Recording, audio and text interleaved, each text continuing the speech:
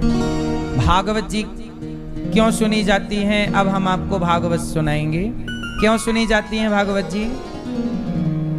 राजा परीक्षित जी को 7 दिन में मरने का शाप लगा था, जिसके पास कोई विकल्प ना हो। क्या ना हो? कोई विकल्प ना हो। अब समय 7 दिन का बचा है, ओनली सिर्फ 7 दिन। अब यज्ञ भी नहीं कर सकते बड़ा, कोई और अनुष्ठान नहीं कर सकते, और माना कि हमने पाप किए हैं, तो क्या करें कि हमारा कल्याण 7 दिन में हो जाए। तब राजा परीक्षित जी को 7 दिन में मरने का शाप मिला कि 7 दिन बाद आपकी मृत्यु होगी।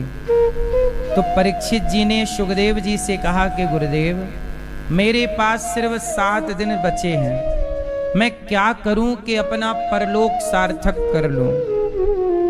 तब सुखदेव जी ने कहा कि परीक्षित जी चिंता ना करिए, जिसके पास सिर्फ 7 दिन हैं, यदि आप 7 दिन भी समय निकाल कर भागवत सुनते हैं तो भागवत जी 7 दिनों में 7 जन्म सुधार देती हैं। इसलिए हम आपसे कहते हैं, जब आ ही गए हो तो शांति से सुन लो।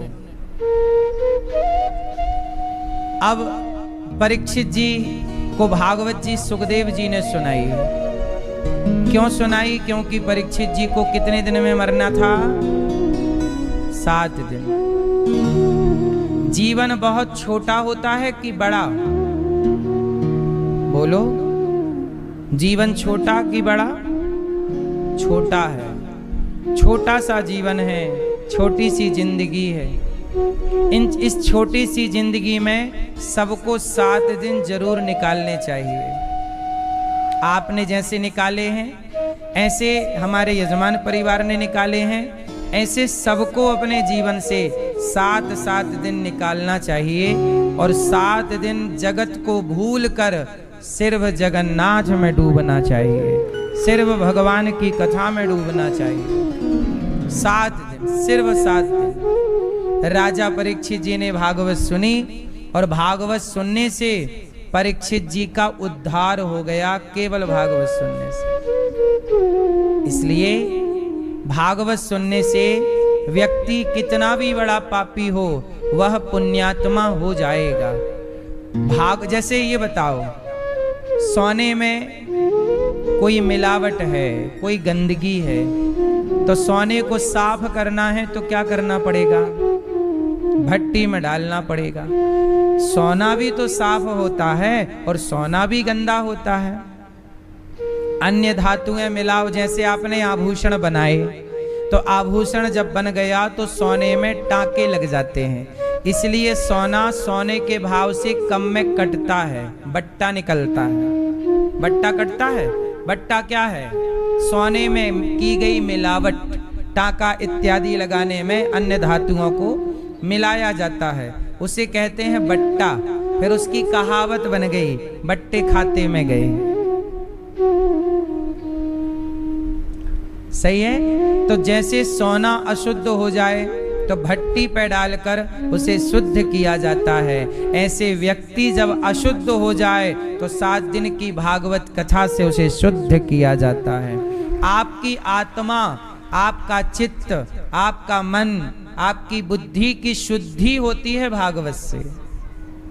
जैसे आप लोग पानी पीते हैं, तो आप लोगों ने पानी के लिए घर में फिल्टर लगा रखा है, फिल्टर वाला पानी पीते हो आप लोग।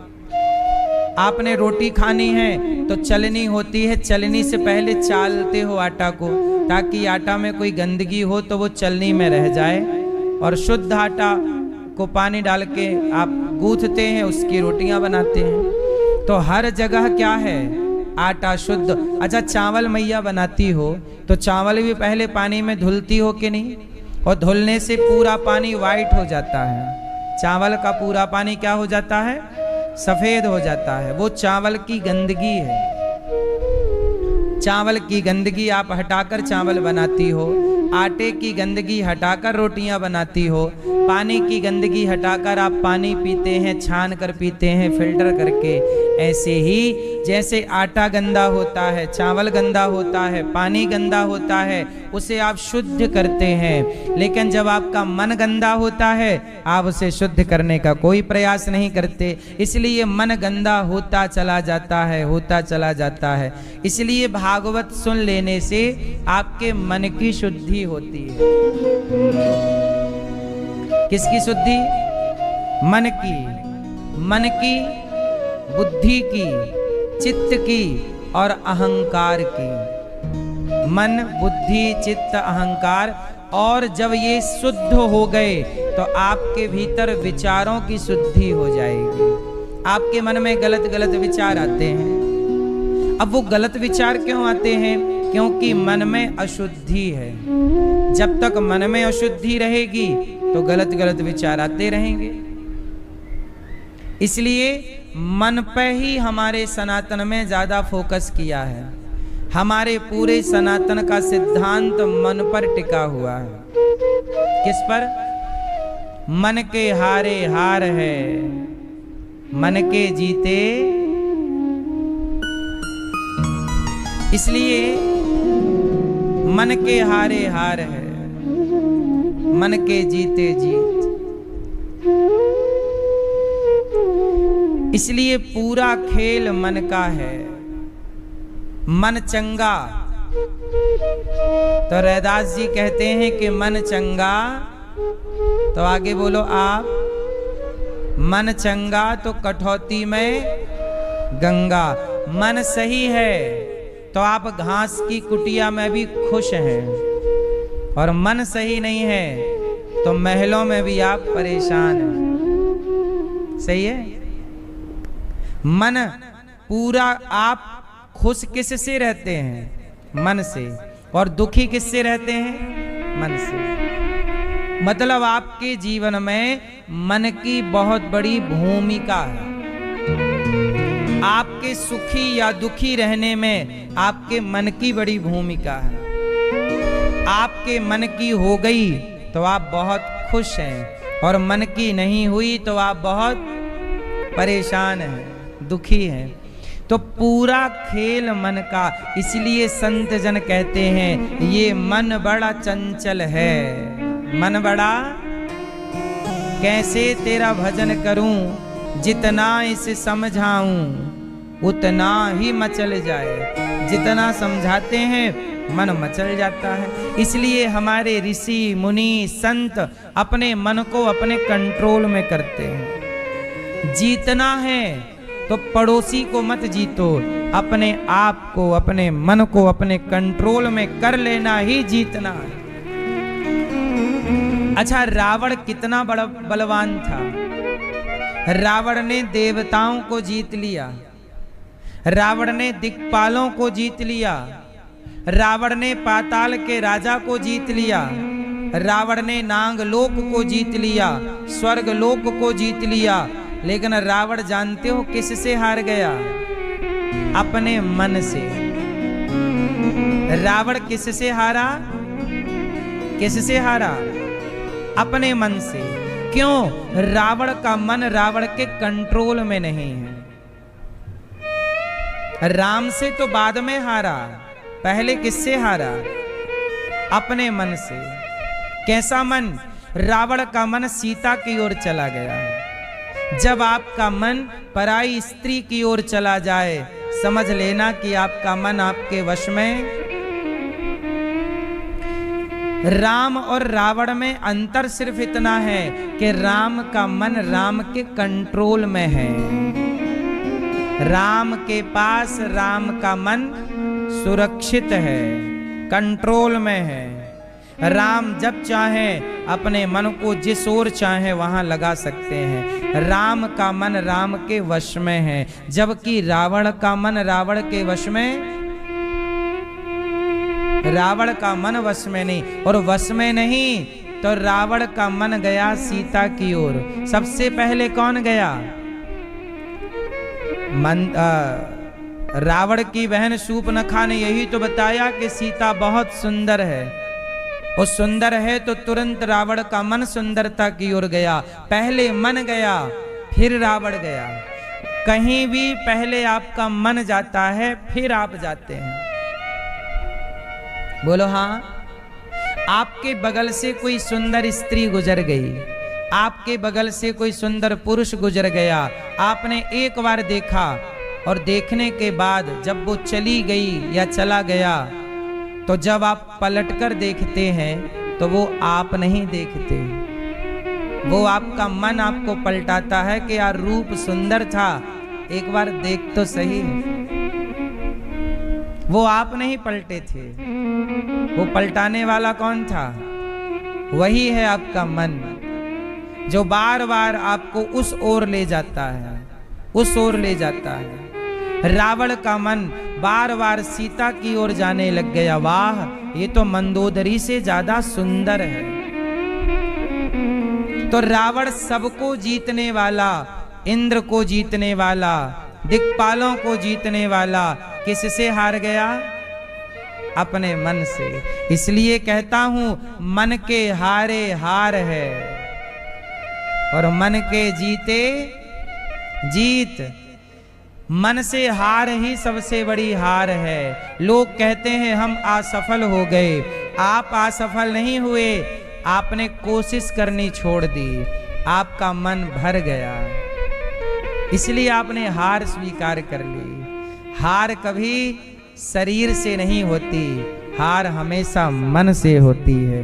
और जीत कभी शरीर की नहीं होती, जीत हमेशा मन से होती है। इसलिए आपको हम ये सारी बातें इसलिए बता रहे हैं कि आप अपने मन के, अच्छा आप लोग अपने मन के गुलाम हैं या मन आपका गुलाम है? आपकी स्थिति क्या है पहले बताओ, फिर इलाज करेंगे आपका।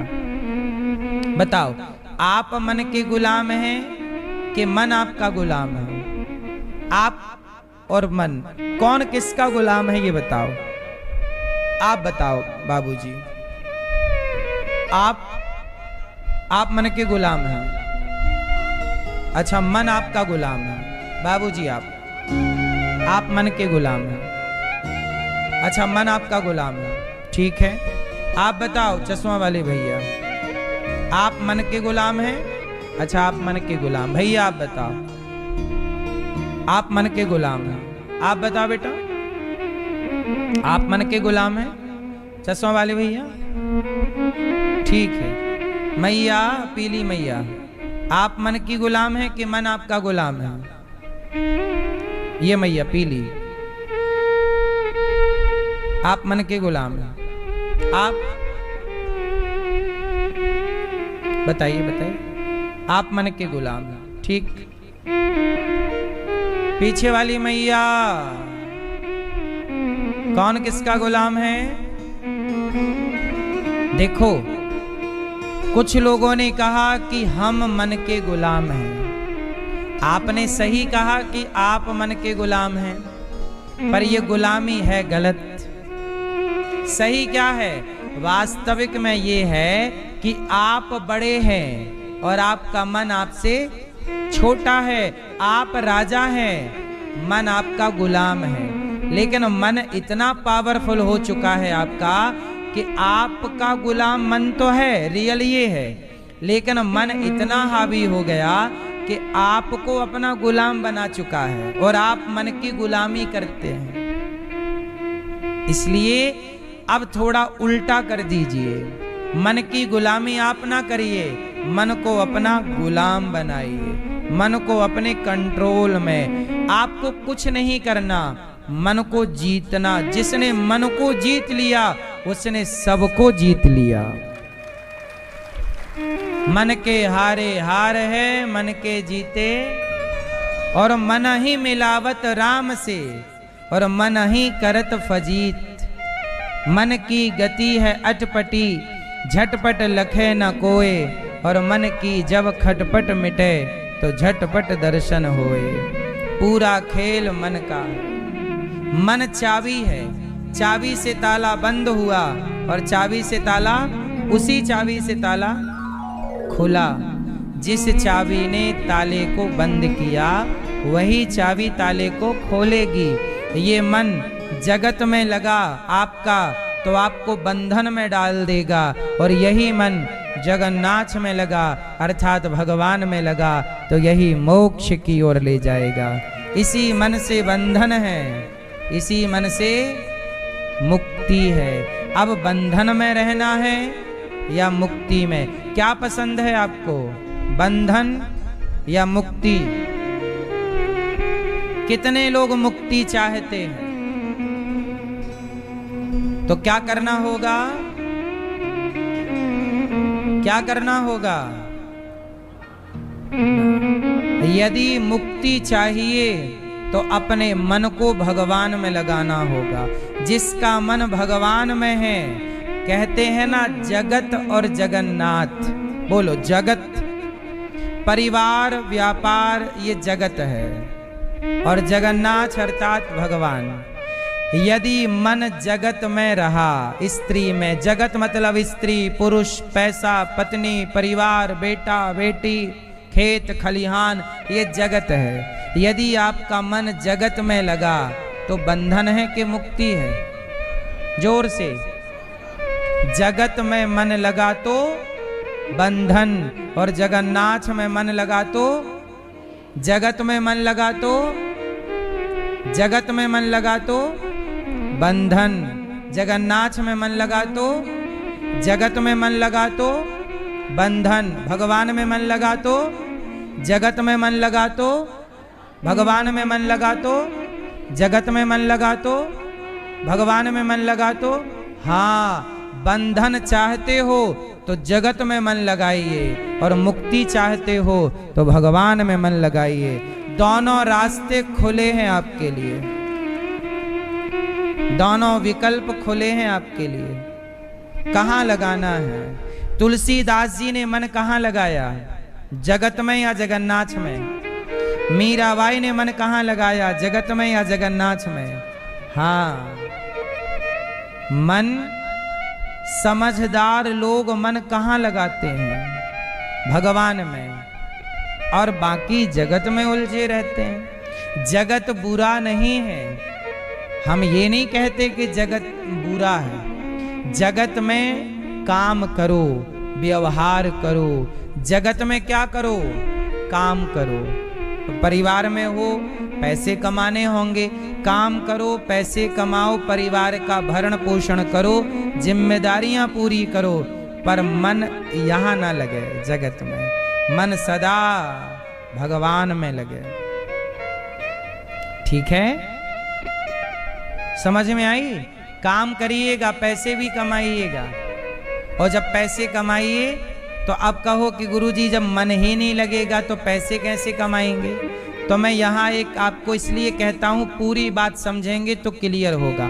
आओ मैं इसको और क्लियर कर देता हूँ। जब आप पैसे कमाओ, जैसे आपने खेती है आपकी, माना कि एक दुकान है आपकी या फैक्ट्री है या आप जॉब करते हैं, जब आप पैसे कमाओ, जॉब करो, अपने दफ्तर में रहो, तो आप वहाँ रहते हुए भी भगवान का स्मरण करते रहें, और स्मरण करते हुए पैसे कमाओ, और कमाते हुए ये भाव रखो कि प्रभु हम तो आपके हैं और आपकी आज्ञा से ये काम कर रहे हैं। अब जो भी कार्य आप कराना चाहें, ये शरीर प्रभु आपका है, इस शरीर से जो कराना है आप कराइए। मतलब अपने आप को भगवान के हवाले करके जो आप काम करेंगे, वो काम करते हुए जब आप भगवान का चिंतन करते रहेंगे, ये भाव रहे कि ये काम मैं नहीं कर रहा, भगवान मेरे से। अब जैसे उदाहरण से समझते हैं इस काम को, जैसे सत्यनारायण भगवान की कथा आपने सुनी होगी, सुनी कि नहीं? आप में से कितने लोगों ने सत्यनारायण भगवान की कथा सुनी है? इस कथा में एक छोटा सा वाक्य आता है, वो मैं आपको केवल ध्यान उसकी ओर आकर्षित करूंगा, फिर आपको क्लियर समझ में आ जाएगा। सुनो, सत्यनारायण भगवान की कथा में एक छोटी सी कथा है कि एक पंडित जी सत्यनारायण भगवान की कथा करवा रहे थे, तो एक लकड़हारा लकड़ी का गट्ठा सिर पे रख के जंगल से लकड़ी शहर की ओर ले जा रहा था बेचने। तो रास्ते में पंडित जी का घर मिल गया। दो लकड़हारा रुका, पंडित जी से कहा कि आपके घर में आज भीड़ भाड़ ज्यादा है, क्या हो रहा है? तो पंडित जी ने कहा कि आज मेरे घर में सत्यनारायण भगवान की कथा हुई है, ये पंजीरी का प्रसाद तुम भी लो, पंचामृत लो और पियो, खाओ पियो और पानी और पियो। लकड़हारा बोला, पंडित जी ये सत्यनारायण भगवान की कथा जो आपने करवाई है, क्या ये कथा मैं भी करवा सकता हूँ? पंडित जी बोले, श्योर, और क्यों नहीं करवा सकते, आप भी करवा सकते हैं। अच्छा, तो लकड़हारा लकड़ी का गट्ठा सिर पे रखा और आज इस भाव से चला। अब जो मैं समझाने वाला हूं वो ये लाइन है। आज लकड़ी का जो लकड़हारा था, लकड़ी का गट्ठा सिर पे रखकर इस भाव से चला कि आज लकड़ी बेचने से जो भी पैसा मिलेगा उससे मैं सत्यनारायण भगवान की कथा सुनूंगा। तो जब वो बाजार में गया तो कथा में लिखा है कि आज उसे लकड़ियों के दुगने दाम प्राप्त हुए। आज उसे लकड़ी के कितने दाम मिले? रोज 5 रुपए कमाता था, आज 10 रुपए कमाया। क्यों कमाया? अब इसका उत्तर आप लोग दो। क्योंकि उसका भाव बदल गया। क्या बदल गया? क्या भाव बदला? अभी तक लकड़ी बेचता था अपने परिवार के लिए कि जो पैसा मिलेगा मैं परिवार की सेवा करूंगा, लेकिन अब किसके लिए? कि मैं भगवान की सेवा करूंगा। तो जब आपका काम ईश्वर से जुड़ जाता है तो वह कार्य ही भक्ति हो जाती है और वह कार्य को भगवान कई गुना बढ़ा देते हैं। इसलिए पैसे आप कमाओ तो क्यों कमा रहे हो? इसलिए कमाओ कि प्रभु मैं इस पैसे से आपकी और आपके भक्तों की सेवा कर सकूं, इसलिए कमाओ। तो आपकी कमाई को भी ईश्वर डबल करेंगे।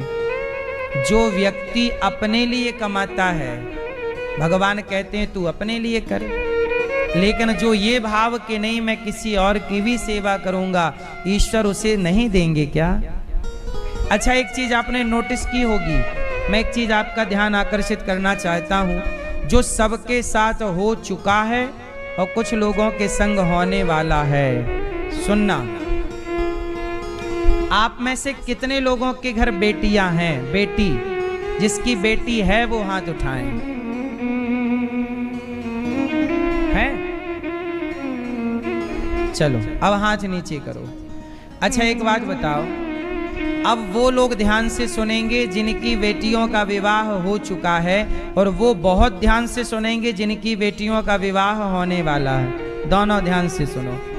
जब आपकी बेटी का विवाह होने वाला था, जिस साल, सच बताना, उस साल अचानक आपकी कमाई बढ़ गई कि नहीं? पैसा आया कि नहीं?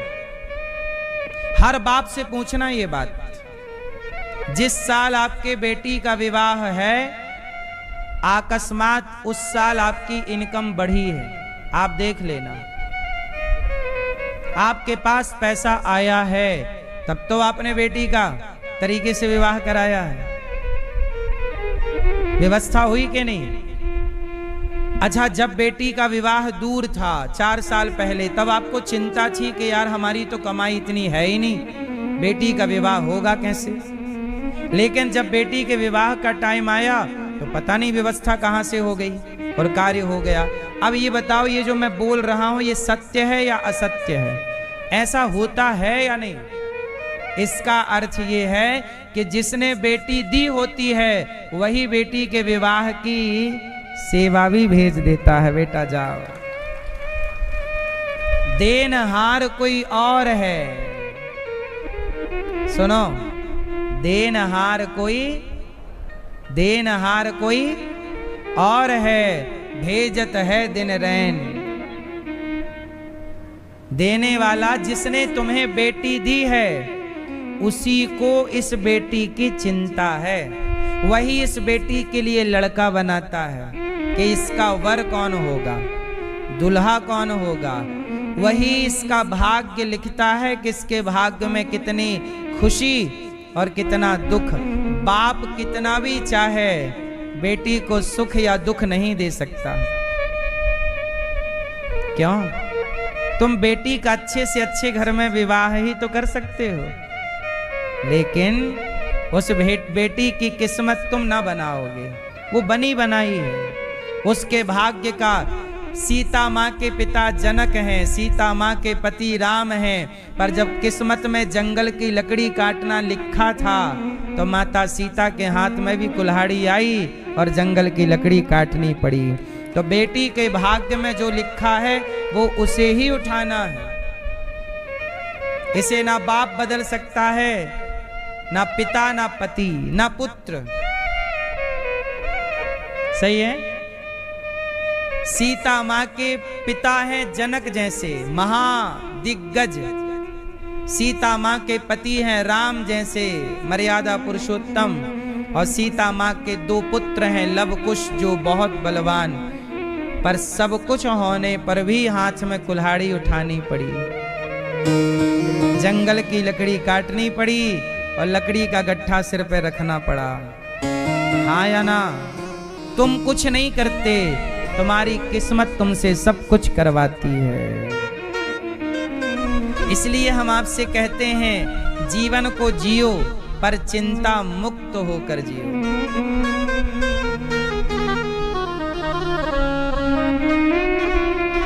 हाँ, जीवन जियो, पर जीवन कैसे जियो? चिंता मुक्त। जिसने बेटी दी है वह बेटी के भरण पोषण की व्यवस्था भी करेंगे। आप मेहनत करिए, आप कर्म करिए, पर भाव ये रखिए कि प्रभु ये सब कुछ आपका है, भगवान में समर्पण करके फिर कार्य करिए।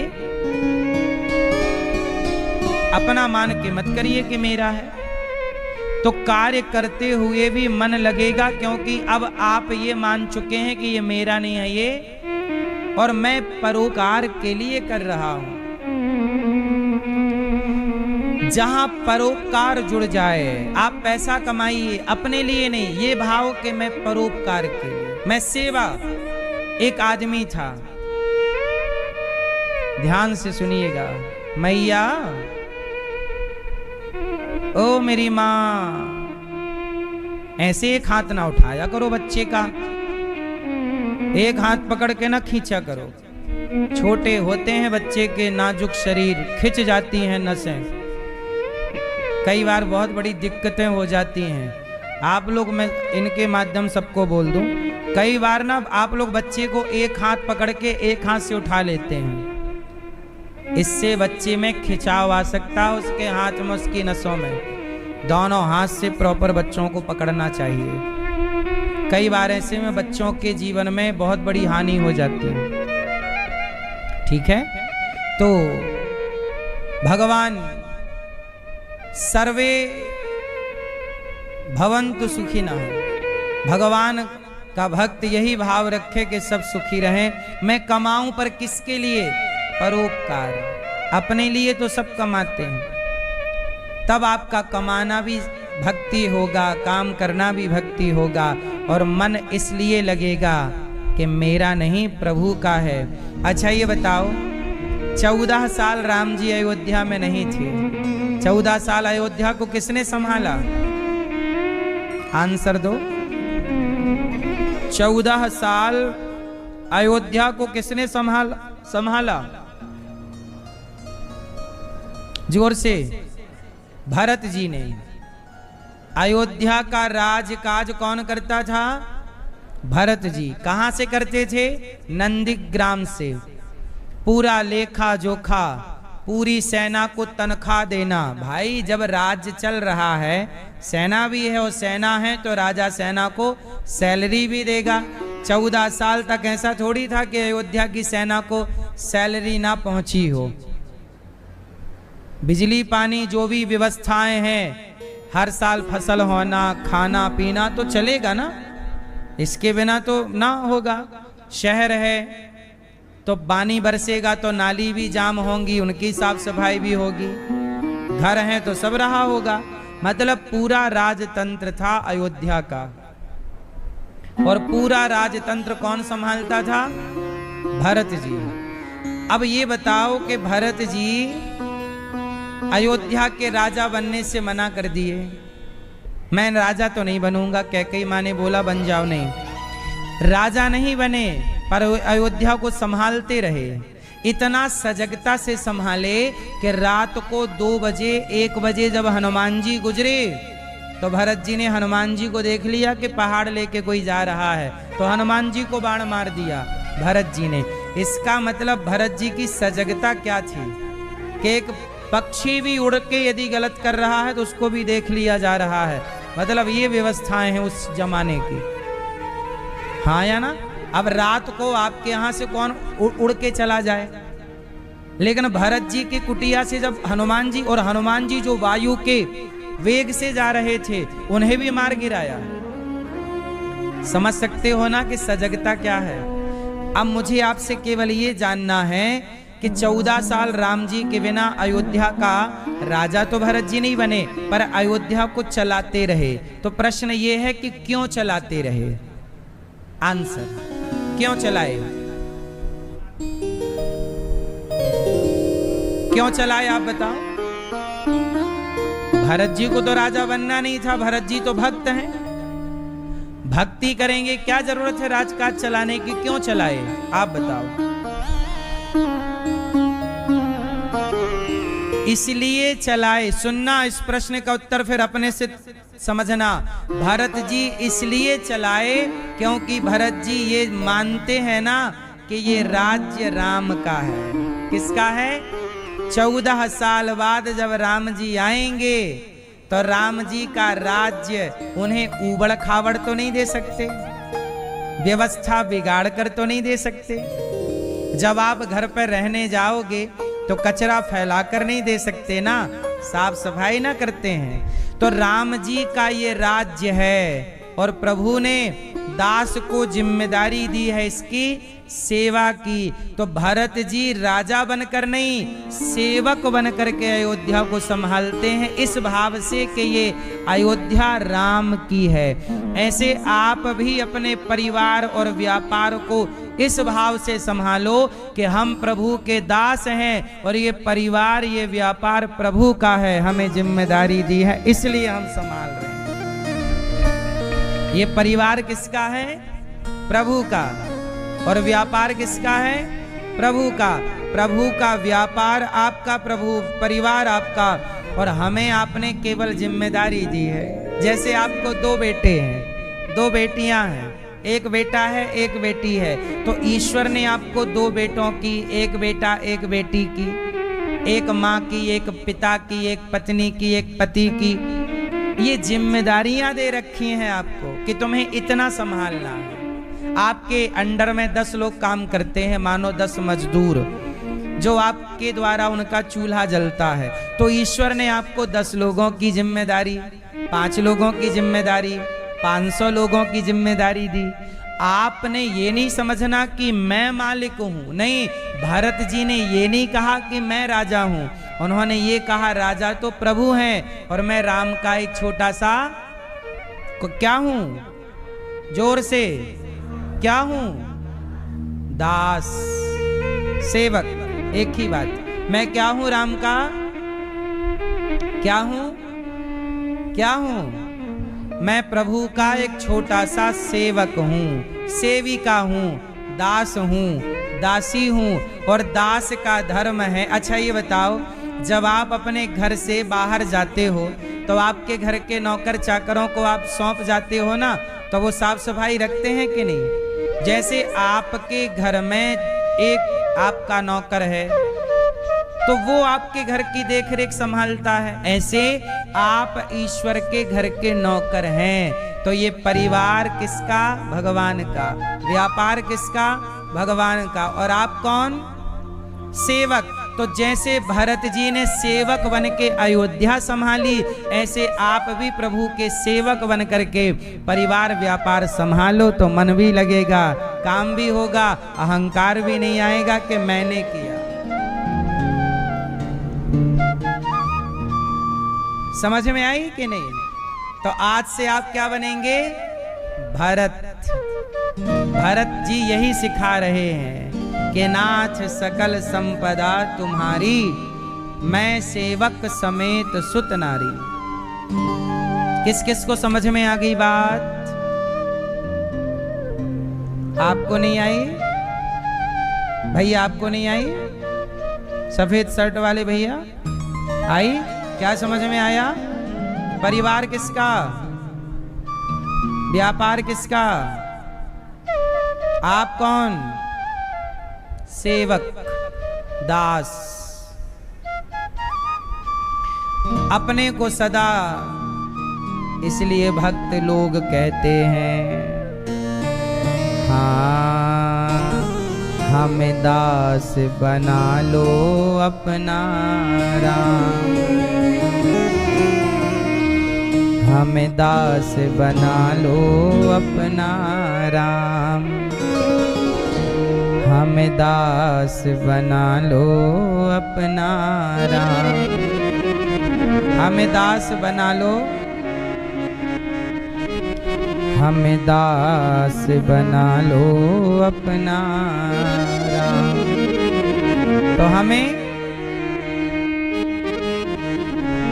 दास बना लो, हमें दास बना लो अपना राम। हमें और किसी का दास बनने की जरूरत नहीं है।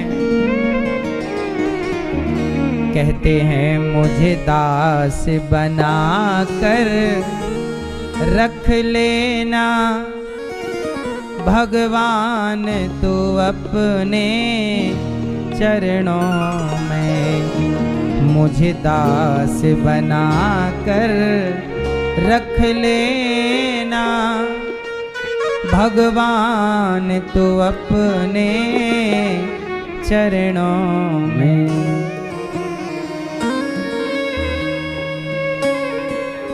हे नाथ मुझे दास बना कर रख लेना, मुझे दास बना कर रख लेना, मुझे दास बना कर रख लेना, हाँ मुझे दास बना कर रख लेना, मुझे दास बना कर रख लेना भगवान तू अपने चरणों में, मुझे दास बना कर रख लेना भगवान तू अपने चरणों में। मैं भला बुरा हूँ तेरा हूँ, मैं भला बुरा हूँ तेरा हूँ, मैं माना कि बुरा हूँ, मैं भला बुरा हूँ तेरा हूँ, मैं भला बुरा हूँ तेरा हूँ, तेरे द्वार पे डाला डेरा हूँ, तेरे द्वार पे डाला डेरा हूँ, मुझे चाकर जान के रख लेना, मुझे नौकर जान के रख लेना, मुझे नौकर जान के मालिक ना बनो। क्या बनो? मैं प्रभु का नौकर हूँ। जो प्रभु का नौकर बन जाएगा वही सब कुछ कर पाएगा। मुझे चाकर जान के रख लेना भगवान तू अपने चरणों में, मुझे दास बना कर रख लेना भगवान तू अपने